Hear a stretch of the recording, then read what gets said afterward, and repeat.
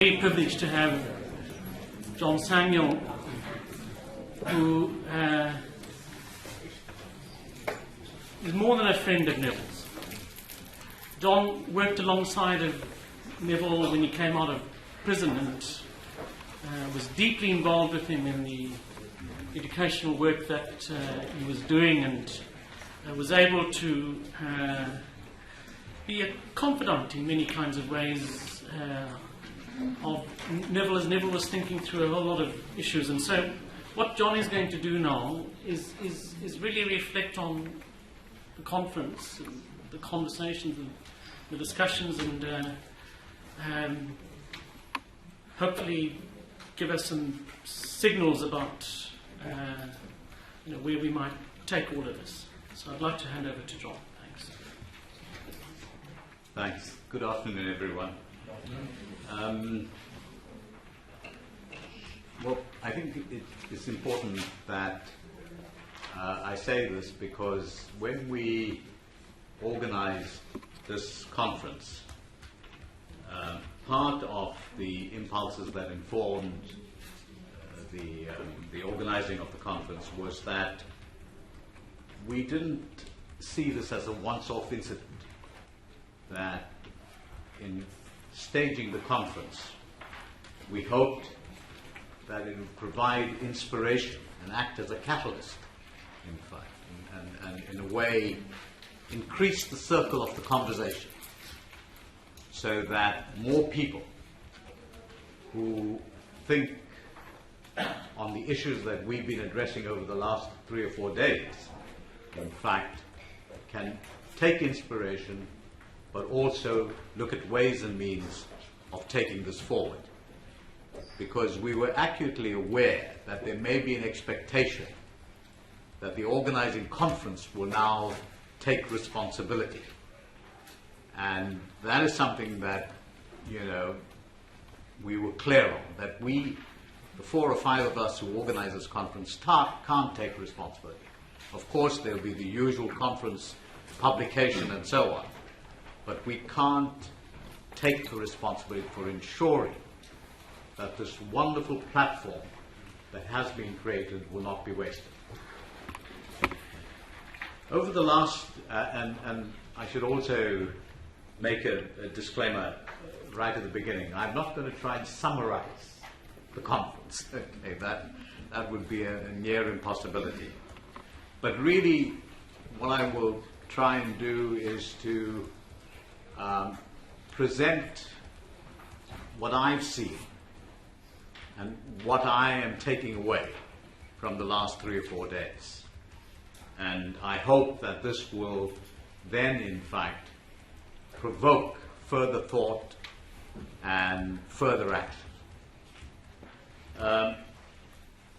Firstly, in listening to the presentations and the discussion, one couldn't help but be struck, because I don't think, I certainly haven't had the opportunity of listening to such a diverse set of papers on a range of issues. And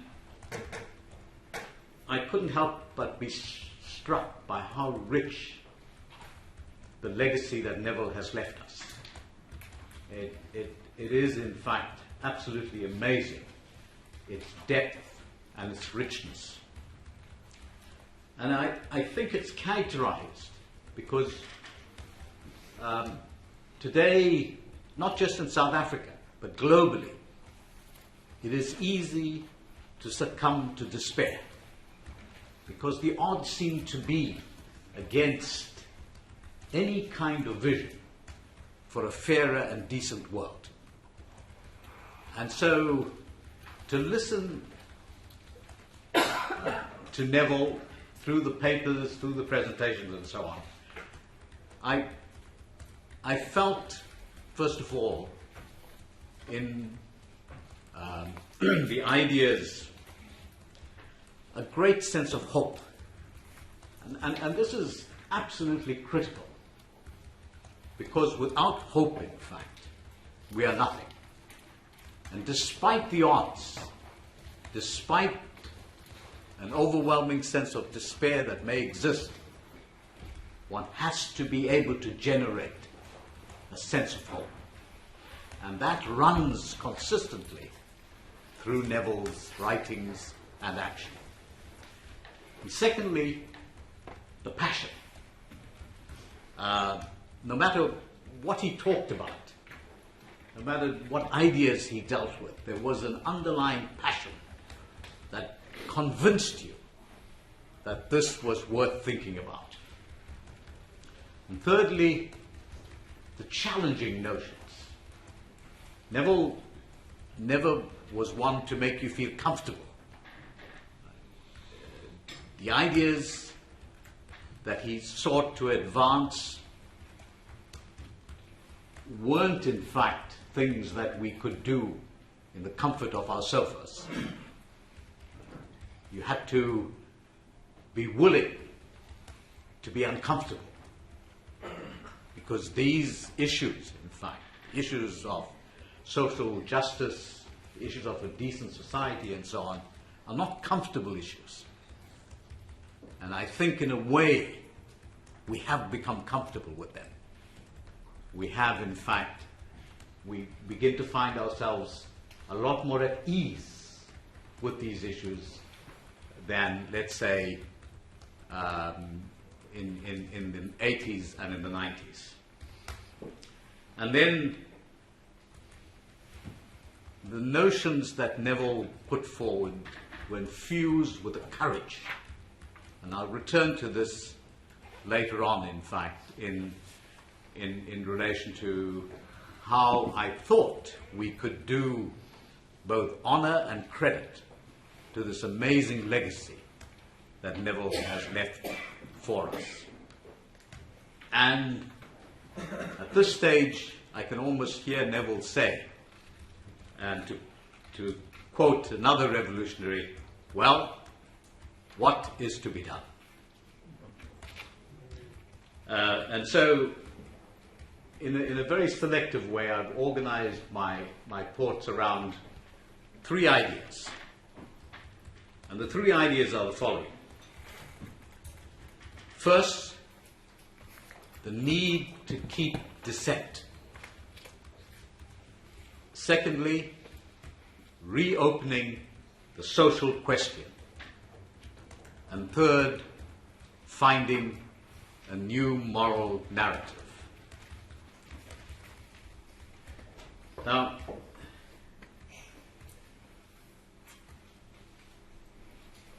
with all its limitations, and there are, because I don't think one must be romantic about the notion, in fact, of a democratic state. Because, like all democracies, in fact, the state has to strike a balance between managing a set of different interests as well as having repressive apparatus that helps manage conflicting interests.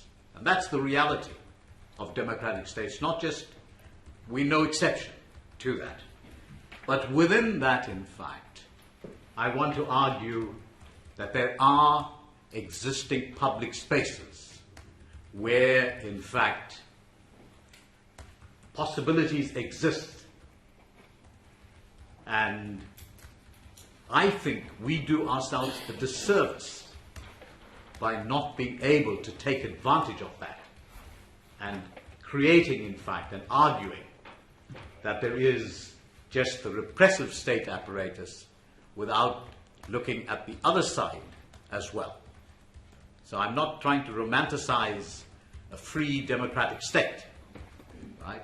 I think one has to recognize the duality and the repression on one side of democracy, and this is in all democratic societies, and as well because it is in the interest of the state in constitutional democracies to create those spaces.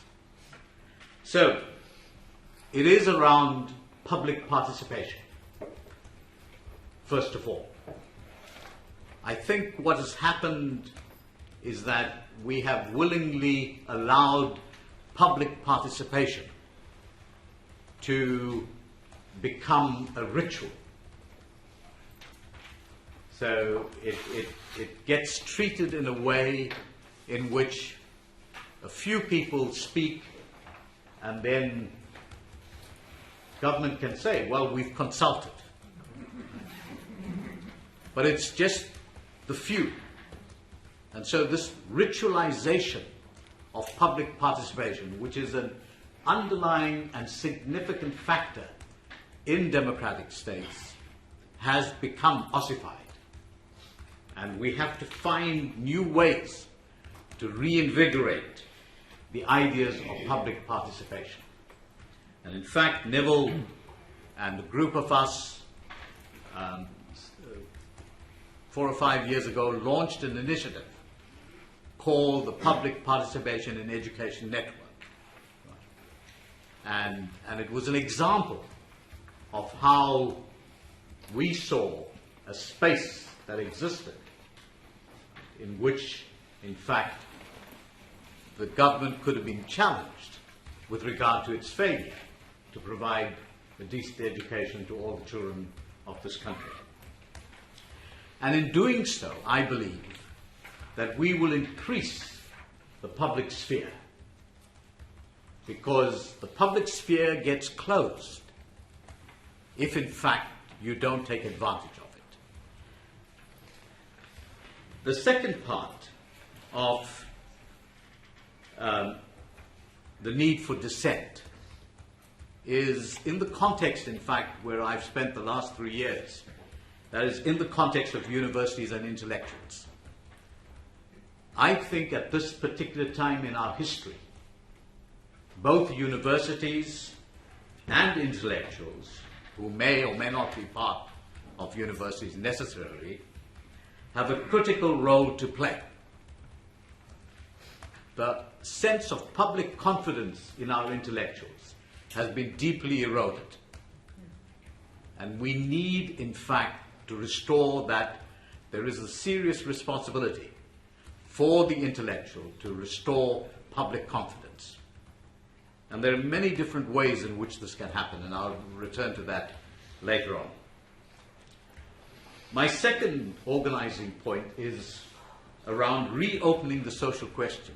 And here I've just selected one issue, in fact. Take the issue of employment and unemployment. Okay. What do we say to the current generation of young people and the next generation? Do we say to them, sorry guys, your future is screwed up. There is no way you're going to get employment. Right? Now, that has become, in fact, gospel today. Right? We accept when we are told that unemployment at 25% is, well, you've got to learn to live with it. You hardly hear an alternative to that. You hardly hear an economist argue, in fact, for a different case, a different scenario. So how do we condemn the next generation to a future by saying to them, that's it, that's how it is, that's how the world is organized, in fact. And so this reopening of the social question, are we doomed to live in societies where 25-30% of our youth will remain unemployed for the rest of their lives? And then my third point is the need, and this came up, in fact, in the previous session, the need for a new moral narrative. And Neville, this was a point that Neville kept coming back to, and particularly in his later writings, he kept coming back to this, in fact, the need for a new moral narrative. What sort of political moral framework do we want to propose to explain our objectives and our goals? Do we continue to use the language of means or the language of ends? And so, beginning, in fact, and in many ways at the heart of this challenge is how do we reconcile the public and the private? Because many of us, in fact, live split lives. Right? Our private's got nothing to do with our public life. And I think this is one of the reasons why our intellectuals, and particularly the academics, in fact, because it's almost as if, well, as an academic, this is what I do, and then there is my other life, right? And that's what I do. So we become these split personalities. We are split right down the middle, right? Because the essential question is, what do I do on a daily basis? Not what do I do on the grand scale. It's what do I do on the daily basis, in fact. How do I teach? What do I teach?